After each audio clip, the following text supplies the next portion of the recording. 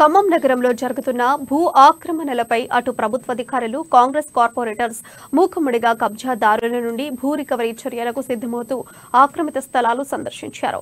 అమ్మ న్యూస్ లో వస్తున్న వరుస కథనాలతో స్పందిస్తున్న అధికారులు కాంగ్రెస్ కార్పొరేటర్లు జీవో నెంబర్ 59/9ని దుర్వినియోగం చేస్తూ అధికారులు తప్పుదోవ పట్టిస్తూ నకిలీ పత్రాల ద్వారా చేసుకున్న రిజిస్ట్రేషన్ ను క్షుణ్ణంగా పరిశీలించారు. అయితే విషయాన్ని సీరియస్ గా తీసుకున్న ప్రభుత్వ అధికారులు కూల్చివేసి ఆక్రమిత 53వ డివిజన్ కార్పొరేటర్ పగడాల శ్రీవిద్యపై పలు సెక్షన్ల కింద కేసు నమోదు చేశారు. ఇక ఈ అంశంపై మరింత సమాచారం మా ఖమ్మం ప్రతినిధి ఉపేందర్ అందిస్తారు. గత ప్రభుత్వం హయాంలో జరిగినటువంటి భూ ఆక్రమణలు 59వ జీవోకు సంబంధించిన దుర్వినియోగ అంశాలు ఒక్కొక్కటి వెలుగులోకి వస్తూ ఉన్నాయి.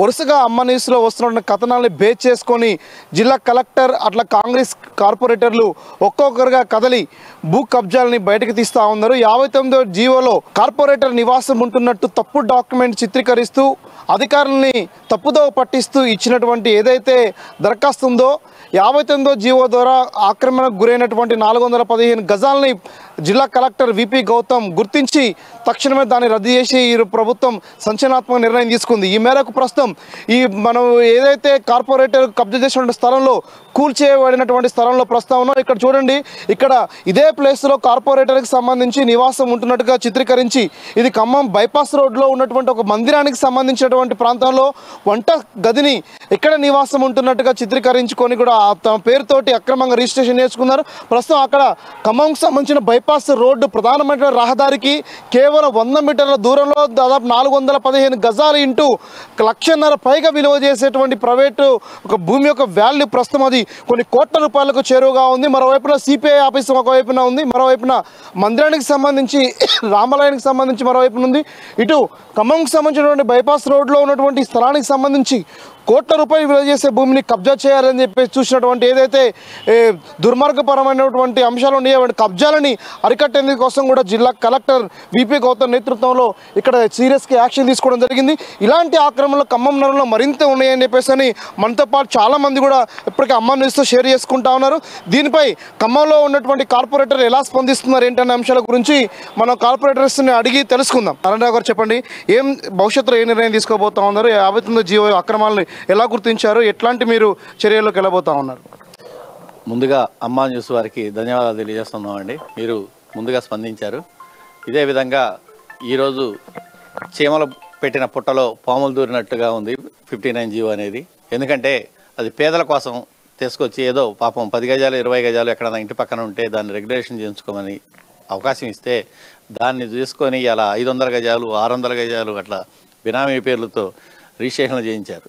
ఎందుకంటే అసలు ఇంత ఇప్పుడు మన ఎన్ఎస్పి క్యాంప్లో నిన్న కూలగొట్టిన షెడ్డును చూసుకుంటే పగడాల నాగరాజు పగడాల శ్రీవిద్య పేరుతో అయిన షెడ్డు అసలు అది ఆ ప్రాపర్టీ అనేది 8 కోట్ల ప్రాపర్టీ. దాన్ని 30 లక్షలకి దారాదత్తం చేశారు. అంటే అసలు ఎడిపోతుంది. అసలు బీఆర్ఎస్ పార్టీలో పైనుంచి కింద వరకు కూడా కబ్జాలే. ఎక్కడన్నా మొన్న ఎలక్షన్ ప్రచారంలో మన శ్రీనివాసరెడ్డి గారు కానివ్వండి, తుమ్మల గారు కానివ్వండి, బట్టి గారు కానీ ఎక్కడన్నా ప్రచారానికి వెళ్తే ప్రతి ఒక్కళ్ళు కూడా మొరపెట్టుకుంది మాకు రోడ్డు కావాలో, డ్రైన్ కావాలో, కరెంట్ కావాలో అని అడగలే. మొత్తం కూడా కబ్జాల గురించే చెప్పారు. అందుకనే మా మంత్రి గారు కూడా ఈ కబ్జాల మీద స్పందించి అసలు ఏం జరిగింది ఖమ్మంలో, నాకు మొత్తం కబ్జాల గురించి చెప్పండి అని చెప్పి మంత్రి గారు అడిగితే మొత్తం కూడా ఇప్పుడు కోకొల్లలుగా బయటకు వస్తున్నాయి ఒక్కోటి. అంటే ఇప్పుడు ప్రస్తుతం మీరు ఇప్పుడు మమతా మెడికల్ కాలేజ్లో కావచ్చు, ఇతర అన్ని చోట్ల కూడా చుట్టుపక్కల అన్ని కూడా కబ్జాలు ప్రభుత్వ ల్యాండ్స్ని కూడా అనేక్రాంతం చేస్తూ వీళ్ళ పేరుతోటి నమోదు చేసుకున్నట్టు బినామీల పేరుతో ఉందన్నట్టుగా ఇప్పటికే ప్రచారం జరుగుతూ ఉంది. ఆ సంబంధించినటువంటి డాక్యుమెంట్స్ వివరాలు, రిజిస్ట్రేషన్ వివరాలు కూడా వచ్చినాయి. ఏమైనా గుర్తించారా? వీటిపై నెక్స్ట్ స్టెప్ ఎలా ఉండబోతోంది? ఇప్పుడు మమతా గేట్ పక్కనే టీవీ బాబు గారు అని ఆయన దాదాపు 600 గజాలు రెగ్యులేషన్ చేయించుకోండు. అట్లనే ముందుకు పోగానే కొంచెం ముందుకెళ్ళిన తర్వాత చిరుమాళ్ళ నాగేశ్వరరావు కార్పొరేటరు ఒక 35 గజాలు రోడ్డు ఫేసింగ్ని రెగ్యులేషన్ చేయించుకొని వెనక పక్కన కాలువ సైటే, అది కూడా ఎన్ఎస్పిఏ కానీ తెలివిగా చేయించిండు అనమాట. ఏంటంటే నేను చేయించుకుంది 35 గజాలే కదా, అదే జనంలోకి రాకుండా వెనక ఒక 200 గజాలు గుట్టు చప్పుడు కాకుండా రిజిస్ట్రేషన్ చేయించింది. దాన్ని ఎన్ఎస్పీ ల్యాండ్ని రైతులను తీసుకొచ్చి రిజిస్ట్రేషన్ చేయించారు. అట్లా ప్రతి ఒక్క దానిలో కూడా తెలివిగా ప్రదర్శించుకుంటూ పోయారు. ఎక్కడ ఏం చేసినా కూడా 66 అడుగుల కాలువ, ఆ 66 అడుగుల కాలువను మాత్రం ఎట్టి పరిస్థితుల్లో మేము బయటికి తీయడానికి సిద్ధంగా ఉన్నాం. దాన్ని తీసేంతవరకు నిద్రపోము, దాన్ని మాత్రం ఎట్టి పరిస్థితుల్లో బయటికి తీస్తాం. అంటే ఇవన్నీ బయటికి తీసే అంశాలకు సంబంధించి దీన్ని ఎట్లా చూడాలి? అంటే కొద్దిమంది ఏమో కక్ష సాధింపు చర్య అంటున్నారు, కొద్దిమంది ఏమో అక్రమాలను వెలికి తీస్తా అంటున్నారు. అసలు ఇందులో క్లారిటీ ఏంటి? మీరేం చెప్పాలనుకుంటారు ఖమ్మం నగర ప్రజానికానికి? మాకు కక్ష సాధింపు చేసి మేము ఇల్లు కట్టుకునేది కాదు కదా, మాకేం అవసరం కక్ష సాధింపు, ఆయన మీద కక్ష సాధింపు కాదు.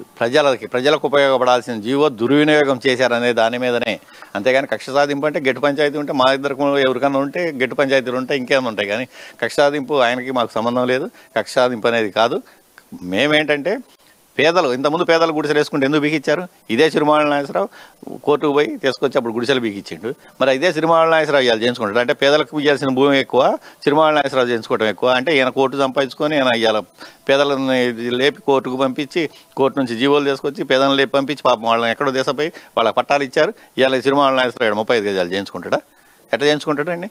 అందుకోసమే మేము పోరాటం చేస్తాం. అంటే ఇప్పుడు దీని వెనుక అధికారుల యొక్క హస్తం కూడా ఉందనేటువంటిది కొంతమంది ఆరోపిస్తూ ఉన్నారు. దాంతోపాటు ఈ కార్యక్రమం కేవలం 1-2 షెడ్లు కూల్చిన వరకే ఉంటుందా? దీని చివరి వరకు కొనసాగిస్తారా? దీని వెనుక అధికారుల వ్యవహారాన్ని మీరు ఎట్లా చూస్తున్నారు? ఏం డిమాండ్ చేస్తున్నారు?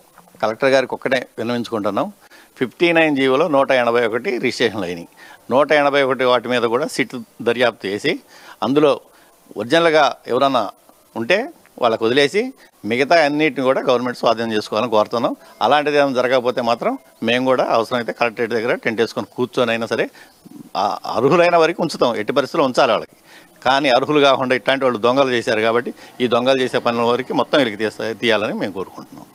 గత ప్రభుత్వం హయాంలో జరుగుతున్నటువంటి 59వ జీవో ద్వారా జరిగినటువంటి అక్రమాల వ్యవహారం ఏదైతే ఉందో ఆ వ్యవహారంలో మరో కీలకమైనటువంటి కూడా స్థలాన్ని అమ్మానీస్ గుర్తించింది.